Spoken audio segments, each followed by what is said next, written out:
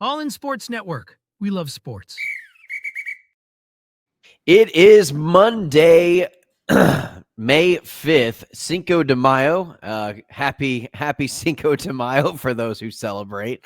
But yeah, a rough weekend for Texas baseball and a great weekend for Texas softball. We will get into what the postseason is going to look like for Texas softball now that we are in the meat of the season as we go into postseason play for the Lady Longhorns. But yeah, Texas baseball gets humbled by Arkansas. We will discuss in depth what that series means for Texas, what it means going forward, going into the Florida series, going into the Oklahoma series, and what the SEC regular season title up for grabs still stands for the Texas Longhorns in the baseball season. And that'll be our episode for today. A lot happening over the weekend. Jake, happy belated May the 4th. This is a Star Wars positive podcast. Yep, there we go, as shown on the screen. And but also a happy Cinco de Mayo. Jake, any celebratory traditions over the weekend that you celebrated, whether that be May 4th or whether that be for this evening? I mean, actually a very celebratory weekend. Had my wife's birthday on Saturday, took her shopping, watched the Stars, game 7, had a very loud celebration down in the basement all by myself. Yep. And then Mom's basement, by the way.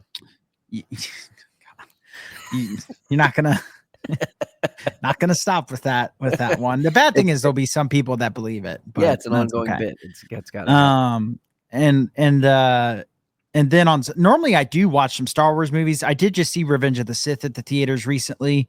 But because I stayed up so late with you on Saturday after the game playing PGA 2K until 4 or 5 in the morning, I slept a very long time until past noon and had to do errands, had to kind of get the house ready. And then I kind of wanted to watch game 7 of St. Louis, Winnipeg. So I actually didn't get to watch any Star Wars stuff for May the 4th, but I'll change that this week. Yeah, no, I turned on first thing in the morning, Sunday morning before church. The girls woke me up around 8:00 and turned on Revenge of the Sith, and they were watching Star Wars, and Presley was just talking about how Darth Vader was her favorite character, and it was the proudest dad moment I think I've had in a very long time. And then, but yeah, no, watched a little Star Wars before church on Sunday. And then, just kind of was able to take it easy a little bit over the weekend. But yeah, might have a little margarita maybe on later on this evening, and then maybe some tacos or something. I don't know. Maybe just a whim, just figure something out to do on Cinco de Mayo. But yeah, no, I always celebrate Star Wars Day. With something Star Wars, something. I don't know what it is, but it's always something. But yeah, we watched Revenge of the Sith. The girls liked it. And so, but yeah, it was a great weekend in terms of our professional sports. Jake, you and I, Dallas Stars fans, I know we don't typically talk hockey. I know we don't typically go into professional sports that often unless it's draft related or something along those lines. But Jake, we got to talk a little bit about it. I mean, that was probably in terms of my own team being in a must-win situation that's not a championship game, Super Bowl, national championship, well, definitely not Super Bowl, but national championship, NBA Finals, whatever it is, one of the best playoff postseason winner-go-home type games that one of my teams have ever played, and then being on the winning side of it. Definitely one of the most historical, most memorable moments in sports history, at least as a fan for the Dallas Stars on Game 7 with Mikko Rantanen getting a hat trick against his former team, kicking him out. Game 7, just the vibes all-time high. Getting into the second round, you're down your best defender, down your best forward, still find a way to win. Beating your rival, a perfect storm of just a historically memorable Game 7 moment in postseason history. Yeah, and I have a particular hatred for the Colorado Avalanche that has grown to the levels of a Philadelphia Eagles, and Oklahoma Sooners, the Texas A&M Aggies. I mean, I hate them. I went to their building last year for a game the Stars won there, where they also knocked them out of the playoffs, by the way. And last year, and their fans were probably the worst group of fans I've ever been around. And I've been to games at A&M. I've been to the OU Texas. I've been to Green Bay. I've been to the St. Louis Blues. I've been to a lot of Kansas City Chiefs. I mean, I've been to a lot of away stadiums and never experienced what I experienced in Denver. So I have a strong hatred. Because when you get my wife's face for no reason, just inexplicably, multiple people, I start to really hate your team even more. Yeah. So yeah, seeing Nathan McKinnon cry makes me very happy. I've had some great moments with the Spurs back in the day. Sure. Obviously, the Longhorns have had incredible moments, but as far as a non-championship game, I mean, that's got to be up top with the storylines of Mikko Rantanen, the being dead in the water. Even if you're not a hockey fan, just go watch the highlights, skip to the third period, watch the highlights that third period, and the energy in that building. Dallas starting to become kind of known as a hockey environment, a hockey city almost to a point. Just with how electric the It's AAC a hockey town. is. Hey, when your hockey team gets to the Western Conference Finals, what is it, Jake? 3 out of The last 2 4? years, 3 out of the last 4. 3 out of the last 4 years, you get to the conference championship, and you actually represent in the Stanley Cup back in 2020. Yeah, I mean, it's the most successful franchise that you've seen in recent memory, aside from maybe the Texas Rangers getting their World Series, the Dallas Mavericks playing in the NBA Finals a season ago. But those teams don't look like they're on a long-term trajectory of success like the Dallas Stars have been on over the last 5 seasons. The sustained success, but also just the team and how they play. Every time you count them out, every time you think they're dead in the water, and I've gotten pretty good at never giving up, even when I feel like they're dead, because I felt like they were dead, but it's not like I thought about stop watching. I was never going to turn that off, Right? Because I like watching them play, and they never go out. It's kind of like Texas in some ways when Texas is good, as far as just Texas. I mean, Texas against Ohio State team, even though we both felt they were outmatched, we knew they weren't just going to give up and lay down and die easily, and they didn't. They went out swinging. It was heartbreaking, but they went out swinging and played a good football game overall. And the Dallas Stars are kind of the same way. They're never just going to go out without a fight. At least this current core, this identity, this coach, they always fight back. But yeah, we probably won't talk too much more hockey on here unless the Stars, make a Stanley Cup run. We might bring it up again. I'll be wearing Stars gear, but that was just too incredible not to bring up. And then just also on hockey, Winnipeg, St. Louis game 7. Watch those highlights too, even if you're not a hockey fan. Winnipeg pulling maybe even a crazier comeback than Dallas did. Didn't win in regulation, but we're down by 2 with 2 minutes to go. 2 minutes. 2 minutes to go. 2 empty net goals. One with less than 2 seconds left, and then win it in double OT. Third longest game 7 game in NHL history. Almost went to 3 overtimes. Yeah. And in that Stars Avalanche game, that broke a ton of records too. Stars were the first team to come back down 2 in the third period and win in regulation. It typically, it always happens in overtime. Rantanen broke one record on game 6, tied that record again in game 7, then broke more records in game 7. It's just the NHL is just punking the NBA right now, and that's the last thing I want to say about it. And that's what we'll leave it off, because I kind of wanted to mention, hey, if you're an NBA playoff fan, but it just kind of lacking this this excitement, lacking this I don't know, this satisfaction of late games and getting the excitement out of these game 7s or something along those lines, where they're not 30-point games. Just try the NHL. Just give it a little taste test and you'll be hooked. It's like the hardest drugs you can ever take. If you just give it a little try, you'll be sleeping in an alleyway in no time, because you'll just be addicted like crazy to the NHL playoffs. And that's kind of where I'm at with it. Yeah, I just had a little bit of a taste over the last couple of years, and over this last season, I've watched more hockey than I have my entire life combined over the last season. Yeah, and just I mean, turning it from an NH like when the NHL goes to intermission, I'll just flip it to an NBA game over watching a commercial. And flipping from an NHL playoff game to an NBA game is like going from watching a high-paced action movie to watching Paw Patrol. It's it is ridiculous. The level of intensity, competitiveness. When players lose in the playoffs in the NHL, regardless of what game it is, they're distraught. When NBA players lose, they go, it's just basketball. Who cares? I get to go drink my vino and make $200 million as a player who averages 9 points a game now. My legacy is already secured. There's no reason for me to try to win a first round playoff game, essentially. I mean, not to point any names. We're not calling out any particular NBA player, but wink, wink, nudge, nudge. The NHL players tend to care a little bit more, it feels like. But Jake, let's go ahead, get into Texas baseball, get into Texas softball. We've got about 10 minutes remaining in this episode, so let's go ahead, dive into the nitty gritty of it. Baseball gets swept by Arkansas. We ran the numbers going into this series on Thursday night, going in to this weekend, and Arkansas had class Texas in almost every sense of the way, and every statistical category they were ranked above Texas going into this series, and it showed on the field.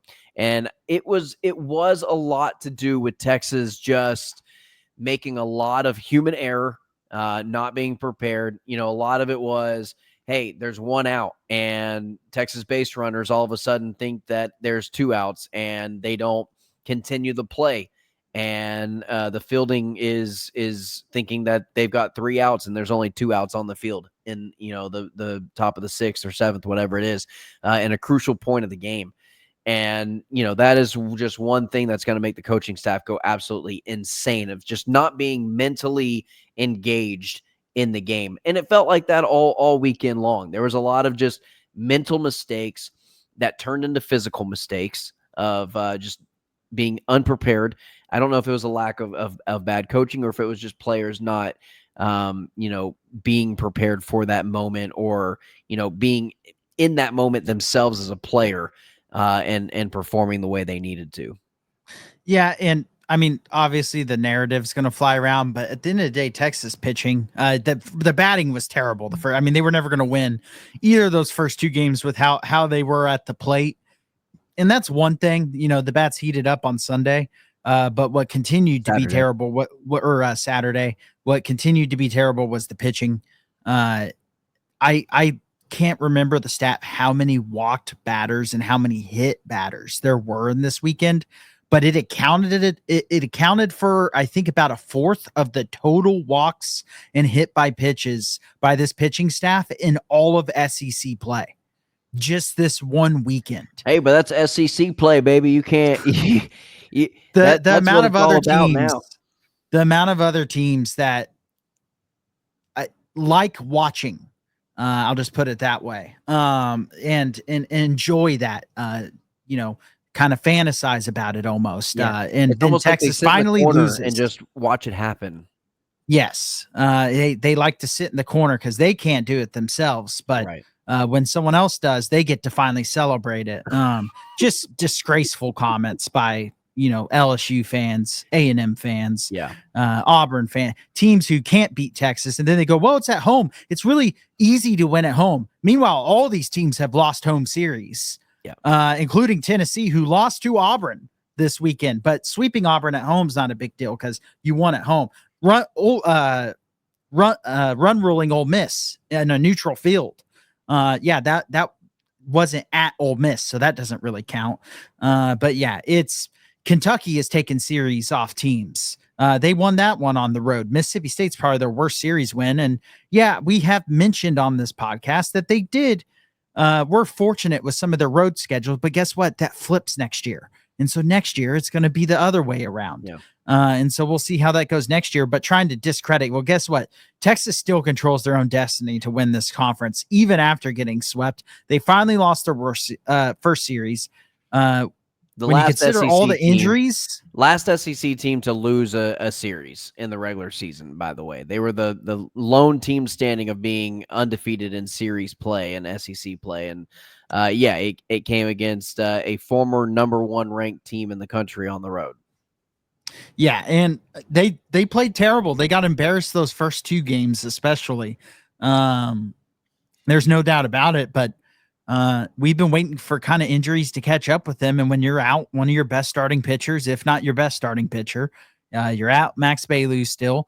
And then the pitching goes downhill and the bats go cold. That's what happens against a really good team, regardless of where it is. And, injuries is one thing, Jake, but at the end of the day, baseball is just a weird, funky sport like that sometimes. Sometimes baseball just doesn't work out the way you wanted it to work out, especially come regular season play. And you see it at the professional level where teams as an entire batting order, your bats just go cold. As an entire, bullpen, your arms just don't work the way you want their arms to work. And the pitching staff just can't get it done. Baseball is a weird, funky sport that way of inconsistency. And then when you get a team that's really, really prepared for you for a 3-day stretch compared to you, maybe not being as prepared or making some mental mistakes, it's this snowball effect that you get in baseball. And it's just a weird sport. And guess what? Texas has caught some teams on a cold streak, where they matched up better. Arkansas matched up better. I'm not going to take anything away from Arkansas because they outplayed, and out-game planned Texas in every aspect of the way this last weekend. Now, you give Texas and Arkansas another weekend series, maybe in Omaha further down the road. I'm not just going to say that Arkansas is going to run away with that series. That's not how baseball works. That's not how the sport is operated. No, and I mean you just tip your cap to Arkansas. They were in a must-win series. They played with more desperation. They played with more energy. Their crowd was electric. That's a kind of a ballpark I want to go to, despite the fact I don't have a strong desire to go back to Fayetteville. You tip your cap to Arkansas. You let their fans talk their crap. Talk your crap, Arkansas. Y'all, they won. They're the only ones who should be talking crap because no one else has beat Texas. But now I'm interested to see how this baseball team kind of rebounds from that. They got Florida coming in, their last home series of the year. And that's going to be a big one because Texas's magic number is still 5. LSU did drop their series teams number 1, number 2, and number 3 in the country all dropped road series this weekend. Wow. LSU being the number 2 team in the country, Clemson being the number 3. And so LSU's kind of out of the picture almost. I mean, not actually out of the picture, but unless something crazy happens with Texas and Arkansas losing a ton of games, LSU appears to be mostly out of the picture to win the SEC. And so it's kind of between Texas and Arkansas. Texas magic number is still 5. Arkansas loses a game, that goes down to 4. If Texas wins the game, that goes down. So you look at that, you hope Texas can sweep, or they have to win this series against Florida, and then we'll have a better idea of what's going to look like come the trip to Norman.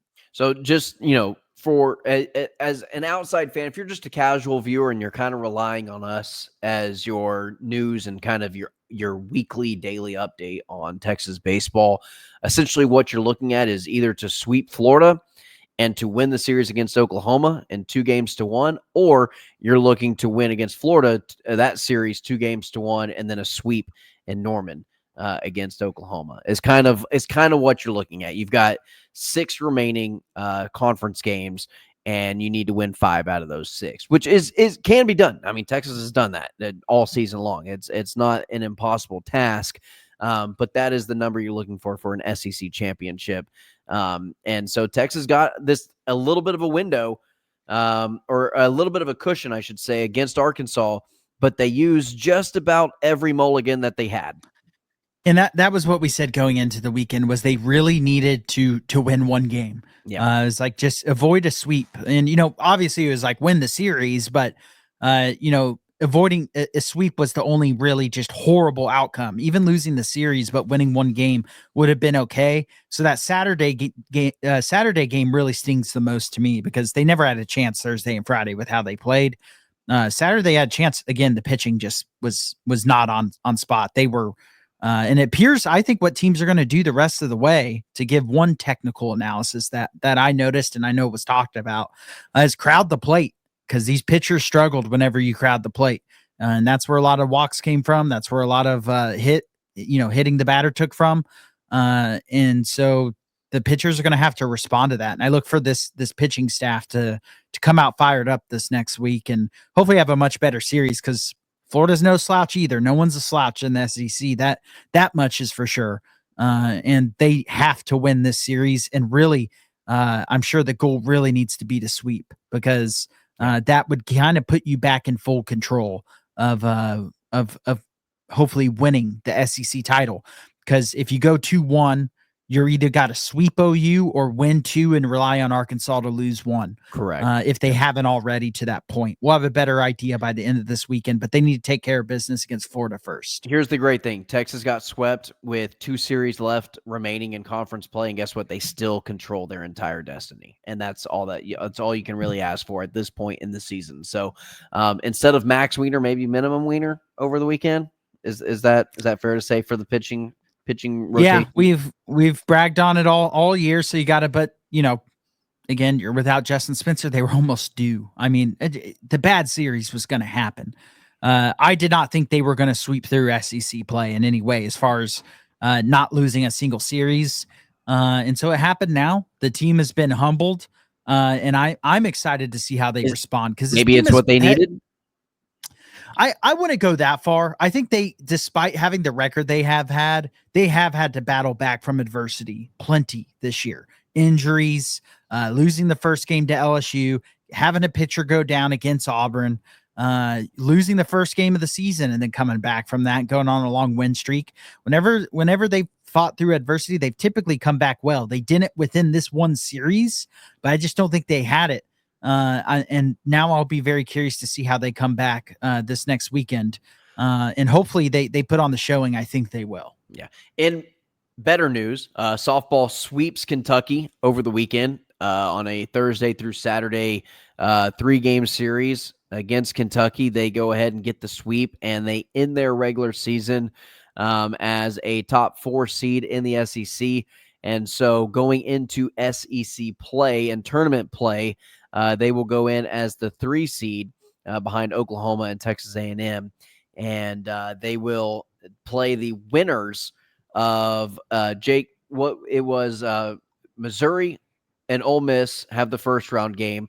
The winner of that game will go ahead and play Florida, and then the winner of Ole Miss and Missouri or Florida will go on to play Texas in that 3rd round on Thursday. More than likely Florida. With all that said, more than likely the highest likely scenario would be Texas playing Florida on Thursday night.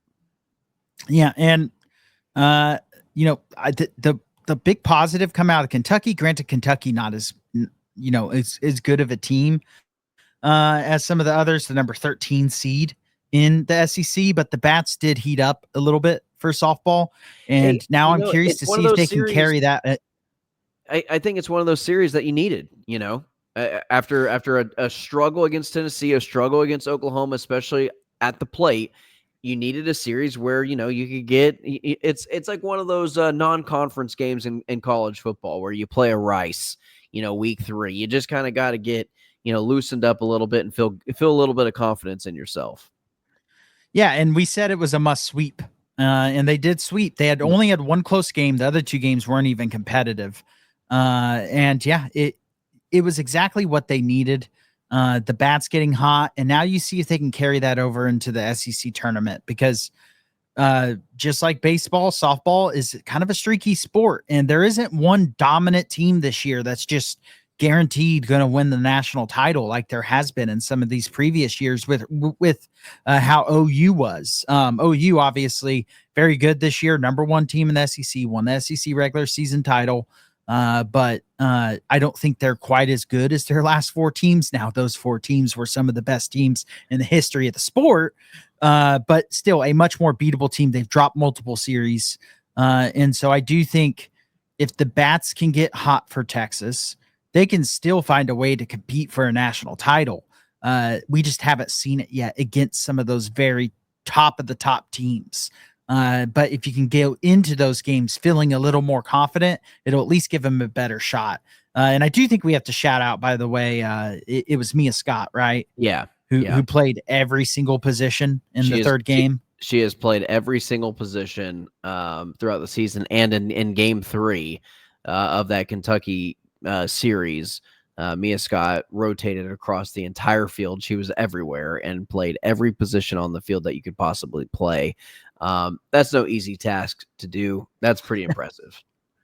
Yeah, to do pitching too. I mean, that is just that's crazy. To pitch and then go ahead and catch while you're at it. And then you're going over to first base, outfield, and all the things. That's a pretty impressive resume. All in one game, she played pitcher, catcher, first base, second base, third base, shortstop, left field, center field, right field. That doesn't seem like it should be physically possible, and she did it all in one game. Also, and what's the reasoning behind it? Like as a coach, what do you like? All right, let's just go ahead and just do this because we can. Yeah, I would be curious to hear it's almost like kind of shift her around and like she probably is like, I could play every position today, and it's like, screw it, let's do it. Let's go ahead and prove the world wrong. Why not? It's the world against us. So no, but Texas going into SEC tournament feeling good as a top 3 seed. I would think you get a win over Florida and then you advance into the weekend. You're probably feeling pretty confident about regionals whenever it comes to the national stage, and hosting a postseason game in Austin, and then going into the super regionals, so on and so forth. So, looking forward to what Texas has to offer. But you're hoping you at least get a win or two over the SEC tournament play, starting probably more than likely again with Florida. Yeah, and I don't know. Did you have anything else on softball? I do had one other unrelated thing I wanted to mention I haven't mentioned to you, unless we have anything else to talk about on softball. I'm good. So in NASCAR, of all things that I'm about to bring up, Denny Hamlin, who's actually a driver I like, the race was at Texas Motor Speedway, did the horns down during his driver intro. His car proceeded to randomly burst in flames on lap 75 and ended his race. And so that was just really funny and was kind of trending on Texas Twitter. On Sunday. I did not see that. Very unrelated. I mean, kind of related. It's Texas related. But I had to at least bring that up just because if you haven't seen it, go online. It's easy to see, and you can see him do the horns down there now. And then he just had an engine failure, and his car burst into flames, and that was the end of his race. Where is Denny Hamlin from to where he would need to do horns down or feel compelled? He's one of those guys, and kind of why I like him. He just likes to piss off people. Yeah, no, and I'm familiar with his game. Yeah, he's just an agitator. Okay. He's very competitive, and then he's also kind of a dick. And so he just likes to piss people off. He doesn't want the fans to like him.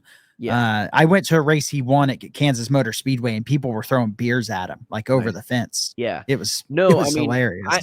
I've got an aunt and an uncle within the NASCAR world. And so they actually were at one point working on Denny Hamlin's engine. And so the fact that he had a engine combustion and it burst into flames, I'm just hoping one of my family's my relatives are not their job's not in jeopardy at some point over the weekend. And so no, I mean, I'm familiar with his style and stuff. I just was curious why the horns down. One last thing before we sign off in about 60 seconds. Scotty Scheffler, Texas Longhorn, wins the Byron Nelson tournament in McKinney, Texas. And Jordan Spieth, another Texas Longhorn, also finishes top 5. So 2 Longhorns in the top 5 in a Texas tournament over the weekend. In professional golf at the PGA level, Scotty Scheffler gets his first win of the PGA Tour season. And Spieth finishes number 4 in that tournament too. So horns up for the golf world. Yeah, and for Scotty Scheffler, he tied the all-time lowest 72-hole score total in the history of the PGA I mean, Tour. he led from Thursday to Sunday. I mean, he never trailed. So Justin Thomas in 2017 at the Sony Open set it at 253 strokes over 4 rounds of golf. Ludwig Aberg tied that in 2023, and now Scotty Scheffler has tied that in 2025. Nice. So not only winning obviously dominantly, but also tying the lowest score in the history of the PGA Tour over 72 holes. So pretty impressive stuff from Scotty Scheffler. You'd felt that he was getting back from that injury and really starting to roll. And now with several majors left in the year, didn't even have a bad Masters by any means, but now he's really starting to get his stride, and he's going to be a threat in every single major to win. And with that being said, we release these episodes Monday through Friday at noon each and every day. Your daily fix for all things Texas Longhorns right here on All in Horns. That's Jake Jimerson. I'm Tanner Carlson. Please like, share, and subscribe to the channel. We will continue to push out content as we do on a daily basis for your Texas Longhorns. And as always, ladies and gentlemen, hug 'em. All in Sports Network. We love sports.